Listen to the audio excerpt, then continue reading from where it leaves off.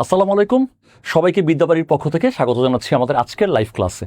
আজকের ক্লাসে আমরা আলোচনা করব চলমান সার্কুলারগুলো নিয়ে এবং সেই সার্কুলারের মাধ্যমে চাকরি পেতে হলে আমাদের আসলে কোন কোন টপিক বেশি করে পড়তে হবে, অর্থাৎ আমরা আজকে সাজেশন নিয়ে আলোচনা করব এবং পাশাপাশি বিগত পরীক্ষায় যেই প্রশ্নগুলো এসেছিল আমরা সেই প্রশ্নগুলোর ডিটেলস সলিউশন নিয়ে আজকে আলোচনা করব।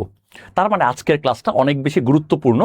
আমরা চলমান সার্কুলার নিয়ে জানবো, আমরা পাশাপাশি জানবো যে কোন টপিকগুলো পড়লে আমরা এই সার্কুলার থেকে চাকরি পেতে পারি, এবং শুধু তাই না, সাথে সাথে আমরা অবশ্যই আলোচনা করব বিগত বছরের প্রশ্নগুলো নিয়ে। ওকে, চলেন তাহলে আমরা একটু সার্কুলারগুলো দেখি যে কি কি সার্কুলার বর্তমানে চলমান আছে।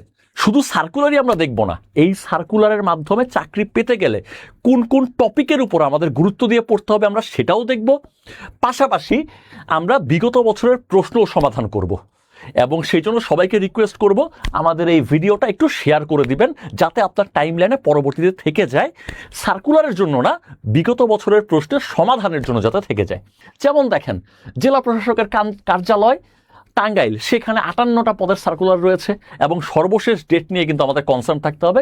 সর্বশেষ ডেট 23শে অগাস্ট। সো আমাদের দ্রুত আবেদন করে ফেলতে হবে। তারপরে আমরা বাংলাদেশ কৃষি পরমাণু গবেষণা ইনস্টিটিউট, এটা কিন্তু ইম্পর্টেন্ট এমসিকিউ। কৃষি পরমাণু গবেষণা ইনস্টিটিউট কোথায় অবস্থিত? সেখানে কিন্তু 34টা পদের সার্কুলার হয়েছে, শেষ ডেট কিন্তু 2 সেপ্টেম্বর। তারপর আমরা দেখতে পাচ্ছি ডিসি অফিস নারায়ণগঞ্জ, 48টা পদের সার্কুলার।